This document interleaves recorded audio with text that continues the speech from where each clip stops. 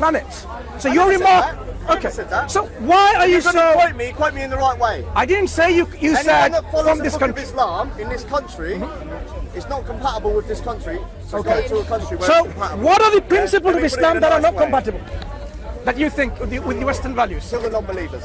Okay. Does it say that in the book? Slow down. Does it say that in the book? Slow down. We will do this one by. No. We will analyze, hopefully, with your help, point by point. Point by point. So you consider Islam says kill the non-believers? Does it? No, it doesn't. It doesn't. Okay. Now, where's the discussion then? Slow down. Where's the discussion? Slow down. Relax. Excuse me. Now, who made the claim that it says kill the non-believers? Me or him? Right. Substantiate your claim. Because you just made an extremist claim. You just made a claim what you call an extremist claim, isn't it? Are you honestly going to deny it? Hang on. You made a claim like an extremist. So I would like you to substantiate where Islamic text says kill the non-believers. Go ahead. My friend, are you saying that it doesn't say that? I just said so. Yeah. Are you saying that it doesn't say that? It's called the Quran? No, I'm asking you a question. With an English translation. There you go, my friend. Substantiate your extremist view. Substantiate your extremist view. Did you hear what he said? Next time when he goes to the toilet, he's going to use this. What kind of decent human being would say that? Do you understand me, sir? Don't you dare threaten me. Excuse me. Can you leave the conversation, please, bro? You're saying that it doesn't even say that in the book. That's how back. Right. That's how back. Now, so I'm sure you've read this before. No, apparently it doesn't say non-believers. I'm sure you've read it before, right? Quran? Yes, it's the Quran. Go ahead. So this is the Quran with English translation. Go ahead. Go ahead. I don't want to touch that. Okay, tell me where to find it. Where can I find it? I'll touch it. Are you saying why are they killing us then? Wait. Why are they planning to kill us? Why are there 20,000 people on the watch list? Okay. Why are there 20,000 believers on the watch list in this country? Let me tell you. Huh? Why are there 20,000 believers in this country? Be patient.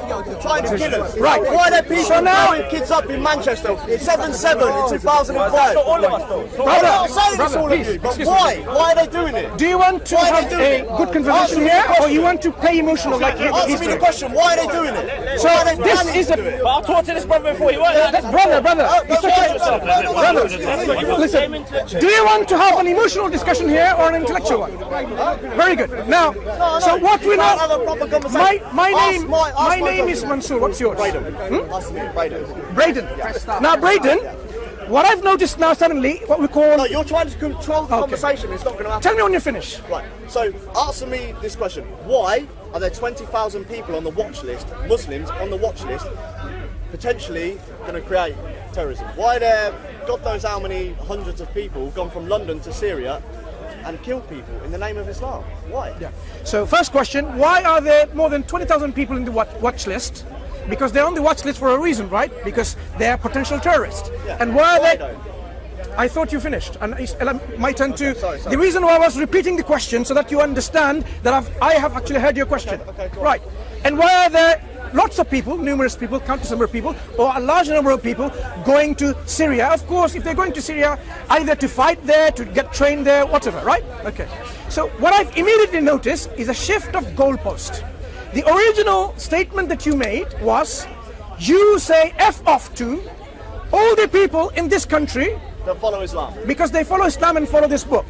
So I was interested to find out what are the principles and values from this book that goes against your values or the Western values. Ask a question, listen. and they go completely opposite. No, hang on. I ask you a question and you go... Braden, look, my memory isn't a short-term memory problem. I don't suffer from that, right? I've already repeated the question that you asked, but what I'm highlighting is what we called the shift of goalpost. The original discussion has been challenging you of your offensive remark, which you didn't want to apologize, and there are people who are actually supporting your right to offend others, right? So what I challenged you is, I said, why are people blowing us up? No, excuse me. Why are people stabbing us? Why are there 20,000 people on the watch list? Braden. Yes? Did I not? Muslims. Did I not? They're following that book that you have in your hand. Braden. They can incite the Quran to the word and they won't blow 22 children up. And you're going to defend them. Tell me when you finish. No. Because you're clearly not finished. Are you going to defend them? No. Would you be kind enough to let me answer your question? You're not, because you're going to go school with. You're going to go back onto the point of what I said. All people, not Muslims, all people that follow that book to the letter are not welcome in this country. They're not compatible, unfortunately. Sure. Yeah? I wouldn't. And the reason was. Nothing wrong with and what was the reason you said that? Because there's 20,000 of them on the watch list. They're blowing our children up. They're stabbing us on the bridge. They're running us over. Okay. What more do you want? They're raping us. Okay. Yeah. So let's understand something. If Muslims don't condemn them, I do condemn them. Yeah. Let them be punished severely by the hands of the law. What I'm asking is this. People who should be punished are the people who are the criminals and whose crime has been established. So any criminal whose crime has been established by law, they should be punished. But my point was something quite different, because you made a claim, whoever follows this book. Yeah. Now, what within this book, this Quran? Am I changing that claim? Wait. That promotes values which are incompatible. You said this book says kill the non-believers. I challenged you, saying no, it doesn't. Find it in that book. Hang on, I say it doesn't. So you've shifted your goalpost from, okay, why do people go to Syria? Question number 2. And question number 1, why are there more than 20,000 people in the watch list? Let me tell you why. First point, the Quran doesn't say go and kill civilian people, innocent people.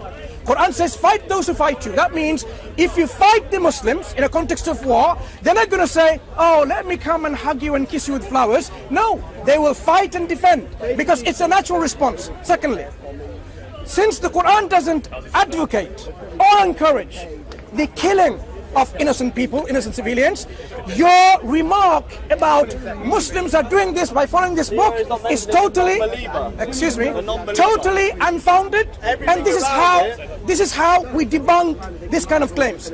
Now moving into your claim about why people do that. There are people who don't follow this book, and then they gamble. And they're Muslim. Excuse me. Would you let me finish? You're going on and on and no, on. I'm trying to answer, and you have no patience. The people who blow up in 7/7 or 9/11. Listen. Put your fucking hand away from me. I'm telling you now. Huh? Shut your fucking mouth. Excuse me, brother. Please. Yeah, Thank you. Right. Excuse me, brother. Brother, please.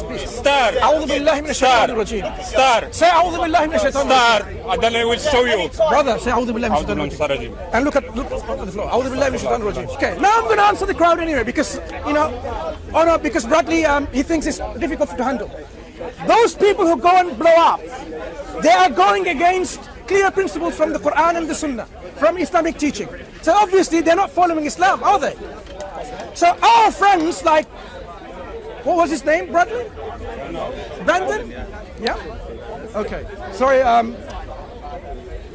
sometimes names don't stick because if it's not repeated so many times. So what he doesn't realize is that we say it very clearly. Those people who go and kill non-believers or whatever, just because they're non-believers, they're not following the Quranic teaching. Simple as that. Doesn't Islam and Judaism teach love your neighbor, look after your neighbor? So how can you go and kill your non-believer who's your neighbor? It doesn't make any sense. Remember we had discussed this discussion before. So what we are saying is this. People go what we call by emotional brainwashing. So our friend that I was speaking to, and the few other individuals who were here before, they're actually brainwashed by emotionalism. Brainwashed by the media. They're brainwashed in a sense because they think Muslims are coming over to take over their values. Seriously? If you look at Islamic history, we have in Syria, not now, because now it's a mess, for more than 1,000 years, a church on this side and a mosque on this side. Muslims and Christians living side by side for more than 1,000 years. How was that possible? How is it possible? A mosque and a church just opposite to each other in Damascus. It's because how Islam treats everyone in fairness and justice and toleration. Just because you don't agree, it doesn't mean we have to go and essentially annihilate you from existence. No. The differences can exist And it's possible. And it has been always. No one can change each other's belief. So we encourage people, I want to make it very short. We encourage people to remove the veils that are blinding you by this emotional brainwashing by the media.